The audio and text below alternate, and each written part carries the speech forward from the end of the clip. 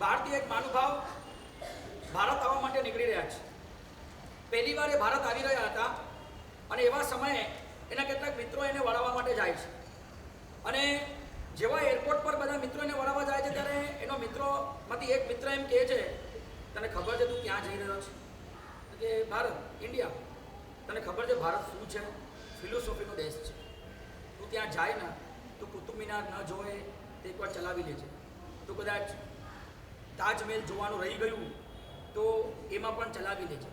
પણ છે ને ત્યાં કોઈક સંત મળે ને કે આમ કોઈ ઝોપડી હોય, ઘાસની ઝોપડીના ખૂણામાં બેઠા હોય, સાદા કપડાં હોય, એવા કોઈ સંત પાસે 3 દિવસ બેસીને કાઢજે કે ત્યાં છે ને ફિલોસોફીનો દેશ છે અને ત્યાં જે સંત છે ને એ બહુ મોટી મૂડી છે. તો એકવાર એની પાસે જઈને બેસજે, 3 દિવસ તને ફીલ થશે, તને એટલું સારું લાગશે તું કંઈક નવું લઈ આવીશ. ઓ એમ છે, ઠીક છે કે હું ચોક્કસ હું ભારત જઈશ ને કોઈક સંતને મળીશ અને સંતને મળીને અને 3-4 દિવસનો સમય કાઢીશ ને એમ કરીશ. પણ યાર તું કાલ કહેતો હતો ને મને કે તારે કંઈક લઈને આવવાનું છે, બોલ તારા ભારતથી તારા માટે શું લઈ આવું? એ કે તારે જો લાવવું જોઈએ ને તો એક સંતને લઈ આવજો. ખાલી મને એકલાને ફાયદો નહીં, આખા દેશને ફાયદો થશે. એક સંત આવે, ઓહો ચોક્કસ સંતને લઈ આવીશ. કે શું લઈ આવીશ? એ સંતના વસંતમાં બહુ મસ્ત છે. એ સંત કે આપણા દેશમાં તારા કહેવાથી આવી જાય એ કે તું તારા બેગની અંદર પાર્લેજીને કોઈ બિસ્કિટના પેકેટ મૂકી દે કે તું કોઈ સોના ચાંદીના ઘરેણા મૂકીને પેક કરીને અહીંયા લઈ આવે કે આઈફોન પ્રો મેક્સ 16 પ્રો લઈ આવે. એટલું ઇઝી નથી કે તું સંતને લઈ આવે. કાંઈ વાંધો નહીં, તું સંતને નહીં લાવતો, સંત આવશે પણ નહીં, પણ એમની પાસે જાય ને તો એક સદવિચાર લઈને આવજો. એ સદવિચાર પણ આપણા દેશને એક સારી ફોર્મ્યુલા આપશું. આપણા દેશને, આપણને, આપણા દેશના તમામ નાગરિકને બહુ સારો ફાયદો કરાવી શકાય. આવી સલાહો લઈને એરપોર્ટથી ભાઈ ચડ્યો અને ભારત પર ઉતર્યો. ભારતમાં આવ્યા પછી સંશોધન ચાલુ થયું ભાઈનું. સંત ક્યાં છે, સંત ક્યાં છે, સંત ક્યાં છે? અમે કોક ભટકાયો મથુરા જેવામાં ફરતો હતો કે સંત ક્યાં છે? કે કયા સંત? મેં કીધું ભાઈ મને તો ખાલી સંત જ જોઈએ છે, કે એ તો ગલીએ ગલીએ ફર્યા પડ્યા છે. તમે ક્યાંથી આવો છો? કે નાઇજીરિયા બાજુથી આવું છું. કે ભાઈ તમારા જેટલા દેશની પોપ્યુલેશન છે એટલા તો એનાથી વધારે તમારા સંત છે અહીંયા. દર ગલીએ તમને સંત મળશે. ઓ એમ છે, કયા સંતનું કામ છે તમને? ભાઈ મને તો સંત કહેવામાં આવ્યું હતું, કયા, કોણ, નામ, ઠામ, ઠેકાણું કંઈક મને ખબર નથી. તો સારું, તમે તમારા હિસાબે ગોતી લો તમને જે યોગ્ય લાગે.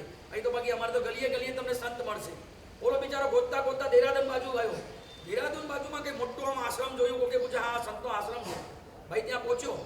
ત્યાં પહોંચ્યા પછી અંદર ગયો તો રિસેપ્શનિસ્ટ મળી, જે એ લોકોના હોય ને કે મને સંતને મળવું છે, આ વિઝિટિંગ કાર્ડ આપો. હવે વિઝિટિંગ કાર્ડ જોવો તો તમે આમ લાગે કે યાર કેટલું બધું અંદર લખેલું હોય. મતલબ કે ફલાણા જગ્યાએ ટ્રસ્ટી, ફલાણા જગ્યાએ મેમ્બર, ફલાણા જગ્યા પર પ્રેસિડેન્ટ, ફલાણા જગ્યાનું લાઈફ મેમ્બર, ફલાણા જગ્યાનું આ 3-4 નંબર, 3-4 એડ્રેસ, 3-4 જગ્યાએ નામ, એવું એટલું બધું અંદર વિઝિટિંગ કાર્ડ હોય ને. ઓલાના સંતને આપ્યું, સંત આમ જોવે છે. પહેલાં તો શું છે, રિસેપ્શનિસ્ટે કાર્ડ પકડાયું છે કે આ કોઈ બહારથી મહાનુભાવ આવ્યો છે, તમને મળવા માંગે છે, આપવું એને એપોઇન્ટમેન્ટ. હું આટલા બધા લોકોને નહીં મળી શકું. કે આટલા બધાની એક જ છે કે આ તો જો કેટલું બધું ઉપર કેટલું બધું લખ્યું છે, નીચે કેટલું બધું લખ્યું છે, વચ્ચે કંઈક નામ છે. એને કહો કે એ જ્યારે પણ એને એપોઇન્ટમેન્ટ ટાઈમ આપો એ પ્રમાણે મળવા આવે તો ઉપરવાળું જે બધું લખેલું ને ડિગ્રી ને આ ને તે ને નીચે લખ્યું ને આટલી જગ્યાએ ટ્રસ્ટી ને આટલી જગ્યાએ પ્રેસિડેન્ટ ને આટલી જગ્યાએ ફલાણું, આ બધું બહાર મૂકીને આ વચ્ચેવાળો જે માણસ છે ને એને કદાચ હું મળી શકીશ. બાકી ઉપરવાળા નીચેવાળા નહીં મળી શકું. એને બધાને બહાર મૂકીને આવે તો કદાચ હું મળી શકીશ. અને એપોઇન્ટમેન્ટ અપાઈ ગયો. એવડો આવ્યો રિસેપ્શનિસ્ટ, ભાઈ તમને સંતે 5 મિનિટ ફાળવી છે. ખાલી 5 મિનિટ? હા 5 મિનિટમાં તમને ઘણું બધું મળી જશે. અરે 5 મિનિટમાં? ભાઈ જો 5 મિનિટ મળી જાય, તમારે જે કરવું એ કરો. સારું, તમારે કંઈ પૂછવું છે સંતને તો મને લખીને આપો તો પહોંચાડી દઈએ. એને કાર્ડ આપ્યો. કાર્ડના અંદર કંઈક લખ્યું. જેવો સંત પાસે ગયો અને કાર્ડ પકડાયું તે મને આઈ વોન્ટ પીસ. સંતે જોયું, આઈ વોન્ટ પીસ, મને શાંતિ જોઈએ છે.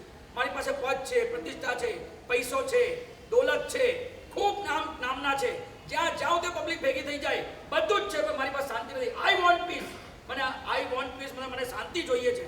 સંત જોયું.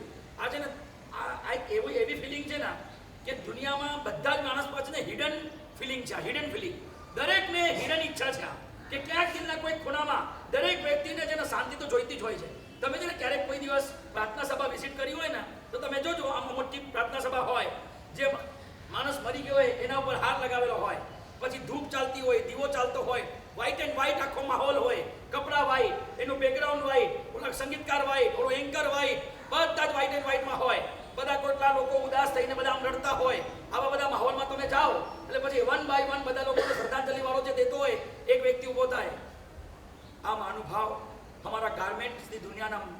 આપસા હતા. અમારા ગાર્મેન્ટ્સ દુનિયાના જેટલા પણ વેપારીઓને કોઈ તકલીફ આવવા દીધી નથી. સરકાર સામે લડ્યા, ઝઝુમ્યા, પણ એક વ્યક્તિને કોઈ તકલીફ એમને પડવા દીધી નથી. ખરેખર આજે આપણી વચ્ચે નથી. ગાર્મેન્ટ્સની દુનિયામાં એમનો ખાલીપો સદાય અમને મહેસૂસ થશે. પરમાત્મા એમના આત્માને શાંતિ આપે. બોલો, બેસી જાય. બીજો આવે, અમારા પરિવારના બહુ મુખી હતા. જ્યાં સુધી હતા ત્યાં સુધી પરિવારના એક પણ સદસ્યને ચિંતા કરવાનો વારો આવ્યો નથી. ચિંતા થાય એવું એક પણ અવસર આવ્યો નથી. આજે આખો પરિવાર એમના દુઃખમાં, એમના ગમમાં ગમગીન છે. બહુ દુઃખ થાય છે. પરમાત્મા એમના આત્માને શાંતિ આપે. પછી ત્રીજો કોઈ વ્યક્તિ ઉભો થાય, ત્રીજો વ્યક્તિ ઉભો થાય, ત્રીજો વ્યક્તિ શું બોલે?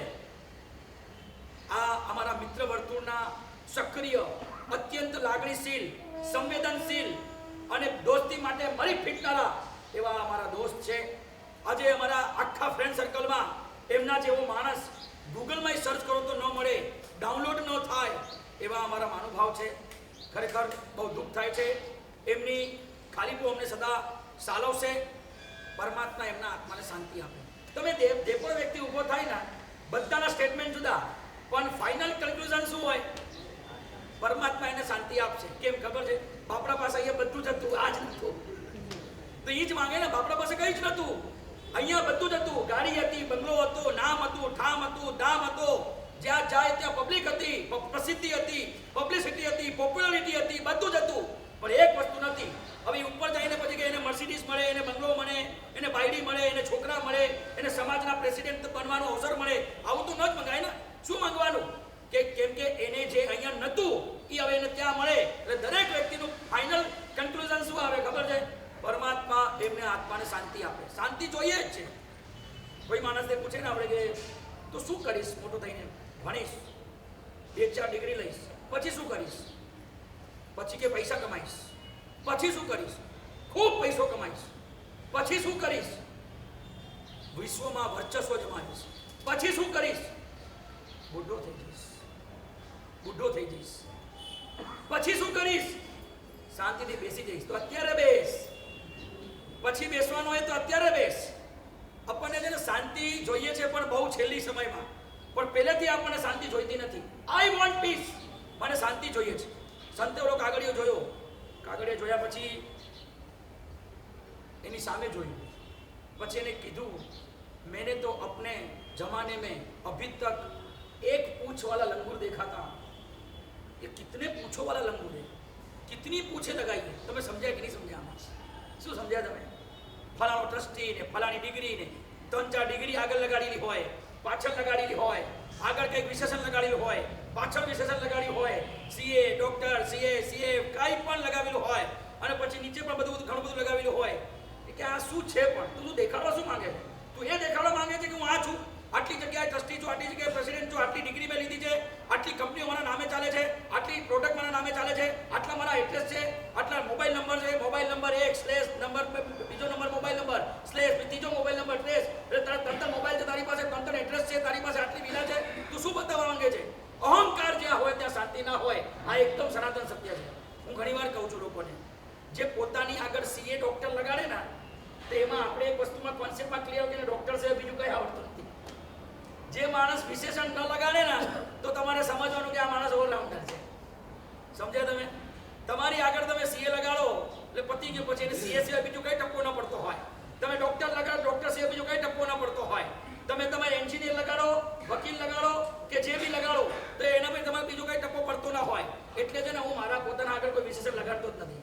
પ્રવચન ક્યાં લગાડી? પ્રવચન દેતા આવડે, બીજું કંઈ આવડતા ના આવડે. ક્યાંક ફસાઈ જઈએ તેમાંથી બહાર કેવી રીતે નીકળવું, એ પ્રવચન ત્યાં કામ ના આવે. ત્યાર પછી બુદ્ધિ કામે લગાડવી પડી કે કેવી રીતે કરવાનું. એટલે તમે છે ને જે માણસ આગળ વિશેષણ લગાડે ને, એ વસ્તુ સમજી જવાનું કે આ માણસને આના સિવાય બીજું કાંઈ નથી આવડતું. એ તમારે જો જાહેરાત કરવી હોય તો આગળ તમારે વિશેષણ લગાડવાનું. સમજાયું તમને કે નહીં સમજાયું? કે બધું ઉપરથી જાય છે? સમજાય છે ને? જો છે ને આપણે આ વ્યાખ્યાનમાં છે ને, આપણે કોઈના બેસણામાં નથી આવ્યા. આપણે એક સરસ મજાના લાઈફ ચેન્જિંગ સેશનમાં આવ્યા છે. હું સમજી શકું, ડિસેમ્બર મહિનો ચાલે છે, બહુ મોટું રિસ્ક લીધું છે મેં આ ડિસેમ્બર મહિનામાં. કયું 29 ડિસેમ્બર જનરલી બધા લોકો બહાર ઉડી ગયા હોય, બરોબર? કેટલાક લોકો કેટલી જગ્યાઓ પર ક્યાં ક્યાં ગયા હોય, જેના સ્ટેટસ તમે રોજ શો થતા હોય. આપણને લાગે ગઈકાલ તો રેલવે સ્ટેશન પર મળ્યો તો આજે ક્યાં પહોંચી ગયો. કુનુ મનાલીમાં ભાઈ આમ કરીને ફોટો પડાવતો હોય, આમ કરતો હોય, પાછળ આમ માઉન્ટ એવરેસ્ટ દેખાતું હોય, આમ બર્ફીલા ચાદર દેખાતી હોય, પછી વોટરફોલ દેખાતું હોય અને આખી દુનિયાને દેખાડે કે હું આ જગ્યા પર આવી ગયો. એટલે આ તો ગઈકાલે ટ્રેનમાં ધક્કા ખાતો તો ત્યાં કેવી રીતે પહોંચી ગયો. આપણને એમ લાગે, છતાંય મેં રિસ્ક લીધું છે કે મને ખબર હતી કે આ ટાઈમમાં જે આવશે ને એ ક્વોલિટી હશે. અત્યાર સુધી જેટલા પણ LCSમાં આવ્યા ને એ ઠીક છે, મારા સાહેબ કંઈક બોલશે, સાંભળી આવશું, 3 કલાક ટાઈમપાસ કરી આવશું, બપોરની વ્યવસ્થા થઈ જશે, બીજું ખાઈ નહીં. એ મેં રવિવાર છે, બપોરે મમ્મી એમ આળસ કરતી હતી, પત્ની આળસ કરી, ચલો ને કંઈક બહાર જઈએ, ચાલ લાઈવ ટીચિંગ સેશનમાં બહાર પણ જઈ આવશે અને આની પણ ઝંઝટ નહીં હોય. આવું બધું હોય. પણ તમે લોકો આવ્યા છો, મને આનંદ છે, મને કોઈ દુઃખ નથી, કોઈ અંદરથી મનમાં રંજ નથી કે મને કોઈ તકલીફ નથી કે તમે લોકો ઓછા આવ્યા છો. ઓલા સંત કે તું તો ये कितना पूछ लगाया है, तूने कितना पूछ लगाया है, ये नहीं चलेगा, ये अहंकार है, जब तक देखो शांति मिली नहीं सकती. अरे कैंसल द आई और સીધો લો કાટ લીધો, બાજુમાંથી પેન લીધે આઈ પર ચોકડી મારી. પછી આયુ વોન્ટ. જ્યાં સુધી ઈચ્છાઓ હોય ત્યાં સુધી ક્યારે પણ માણસને શાંતિ ન મળે. ઈચ્છાઓનો મારો, ઈચ્છાઓની અંદર કેટલી બધી ઈચ્છા, રોજ સવારે ઉઠીને સાંજ સુધી ઈચ્છા ઈચ્છા ઈચ્છા ઈચ્છાની ઈચ્છા. કંઈક જોયું ને લાવવાની મન થાય, કંઈક સાંભળ્યું તો લાવવાનું મન થાય, કોઈની પાસે આવી ગયું તો આપણી પાસે લાવવાનું મન થાય. પણ આ ઈચ્છાઓનો કોઈ અંત નથી. 50 લાખની કાર લઈ આવ્યા, સિગ્નલ પર ઊભા છો, સિગ્નલ પર, અને અચાનક આ બાજુ કાર આવી 1.5 કરોડની, આ બાજુ આવી 80 લાખની. આ બંનેને જોઈને છે ને તમારી કાર બેકાર લાગે. પછી તમારો મજા ખતમ થઈ જાય, અંદર જે ફિલિંગ આવતી એ ખતમ થઈ જાય. તમારા ગાડીનો નશો, તમારી ગાડીની મજા, તમારા આઈફોનનો મજો. તમને ખબર છે જેટલા લોકો પાસે 16 પ્રો આવી ગયું છે ને, બધાને 15 પ્રો કે 15 કે 50 જે બી લાગી રહ્યા છે, કચરોની ડબ્બો લાગી રહ્યા છે. એ લોકોને તમે મોબાઈલ લઈને નથી ફરી રહ્યા, અમે કચરાનો ડબ્બો લઈને ફરી રહ્યા છે, એવું ફીલ થાય. જેવું સારું જોયું એટલે તમારો કચરો લાગે. તમે 1.5 લાખમાં લીધો હોય પણ તમને કચરો લાગે. આવી ઈચ્છાઓનો જે હોય છે ને, મારી છાતીમાં સેંકડો ઈચ્છાઓની નાવ છે, પણ આંખ સામે સુકાઈ રહેલો તળાવ છે. સમજાયું? મારી છાતીમાં ઈચ્છાઓની સેંકડો નાવ છે, પણ આંખ સામે સુકાઈ રહેલો તળાવ છે. તમે જોશો ને, તમારી ઈચ્છાઓ પૂરી થઈ શકે એવી આ દુનિયામાં કોઈ પદાર્થમાં તાકાત નથી. આ તમારી ઈચ્છાઓ બધી સંતુષ્ટ થાય એવો એક પણ મોમેન્ટ તમારી પાસે નથી. ઈચ્છાઓનો છે ને બહુ ખતરનાક જાદુ છે, બહુ મોટો ટ્રેપ છે. જ્યાં સુધી ઈચ્છા છે, વોન્ટ મોર, હજી જોઈએ, આ લઈ લઉં, તે લઈ લઉં, આ મેળવી લઉં, તે મેળવી લઉં, બધું જ ભેગું કરવાનું આપણે મન થાય. છતાં પણ આપણે મનમાં ઈચ્છાને સ્થાન આપીને શાંતિને ધક્કો મારી દઈએ. તમારી ને બધા લોકોની અત્યારે શાંતિ કેવી છે ખબર છે? એક ઘરની અંદર એક વિધવા લેડી હોય, અને વિધવા લેડી હોય, સફેદ સાડલો પહેરતી હોય, ચહેરા પર ગમગીન હોય. તમારા બધાની શાંતિ અત્યારે કેવી છે? ગંગા સ્વરૂપ શાંતિ છે. બધાની શાંતિ ડિસ્ટર્બ છે. અને ઓલા કીધું cancel the I, delete the want. તું અહંકાર પર ચોકડી માર, તું તારા ઈચ્છાઓ પર ચોકડી માર, અને શેષ જે બચ્યું, શું બચ્યું? Peace. I want peace. I પર ચોકડી, વોન્ટ પર ચોકડી, બચ્યું શું? પીસ. ચાલી જા. ઓલો એટલો બધો તાજુબ થઈ ગયો, ગજબ. આટલી નાનકડી વસ્તુમાં એક 5-10 મિનિટના કન્વર્સેશનમાં મને એટલું બધું આપી દીધું કે જ્યાં સુધી અહંકાર છે, જ્યાં સુધી ઈચ્છાઓ છે, ત્યાં સુધી આપણે જીવનમાં શાંતિ મળી શકવાની નથી. શાંતિની દોડમાં તમે કેટલી બધી ગ્રીનરીમાં જાઓ છો, કેટલી બધી જગ્યાઓ ફરવા જાઓ છો. અત્યારે બધા જ વેકેશન મૂડમાં હોય અને બધા ફરવાનું પ્લાનિંગ કરતા હોય અને ફરવા જતા હોય. શું લેવા જાઓ છો? જોવા જાઓ છો, પૈસા ખર્ચવા જાઓ છો, રિલેક્સ થવા જાઓ છો, શાંતિ લેવા જાઓ છો. શાંતિ તમને ન તો કોઈ ગ્રીનરીમાં મળશે, ન તો શાંતિ તમને કોઈ સારી જગ્યા ઉપર કંઈક એકદમ સાયલેન્સ વાળું પ્લેસ હોય ત્યાં પણ તમને નહીં મળે. શાંતિ છે ને એ આપણો સ્વભાવ છે, શાંતિ આપણી અંદરની સિસ્ટમ છે. શાંતિ મેળવવાની નથી, અંદર છે બસ પ્રગટ કરવાની છે. આવું સરસ મજાનો એક સંત તરફથી મેસેજ વહેતો